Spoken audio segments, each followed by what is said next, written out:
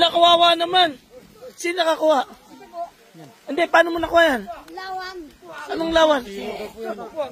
Silo? Nasilo siya? Grabe, pakiangat nga. Ay. Ayan o. Anong ano yan? Anong tawag nyo dyan? Musang, kawawa naman. Ano yung silo mo sa manok? Ano yung silo sa manok? Kawawa. Kaninang umaga lang? May musang pala dito. Saan banda? Diyan lang? Hanip. Daanan nyo lang yun ah. Ang laki oh. Babae pa? Sayang, babae. Sayang.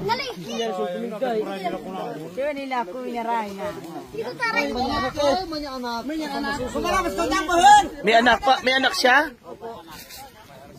Ay, sayang. Nakapanganak siya. Ilan na nagiging anak niyan? Dalawa siguro yan.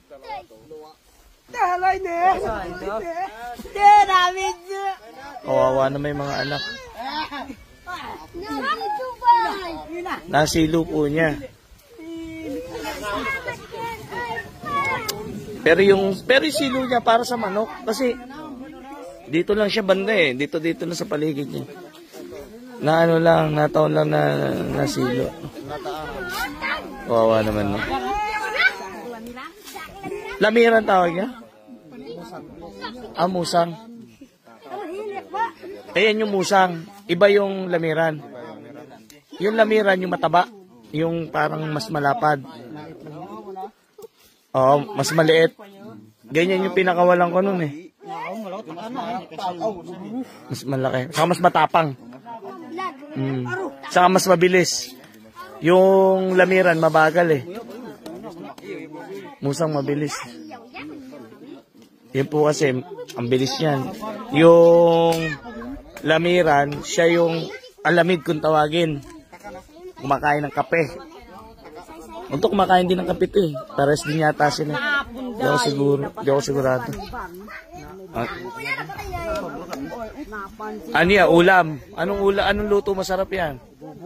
Adobo. Sa buho. Ano, paano binabalahibuhan yan? Paihaw na rin. Ang ganda, no? Sayang, babae. Sipin nyo. Pauwi na kami. Kawawa, oh.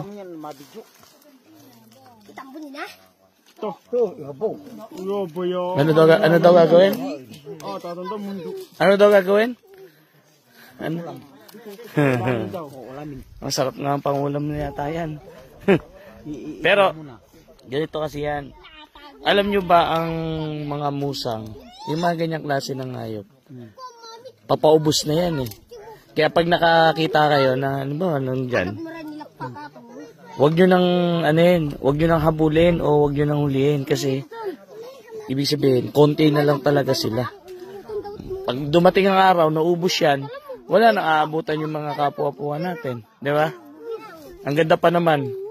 Bibihira yung magandang klase ng mga wild na hayop. Yan yung mga wild na hayop ang magaganda eh. Bibihira na makita ngayon. Oh. Yun yun naman kaganda. Wala naman.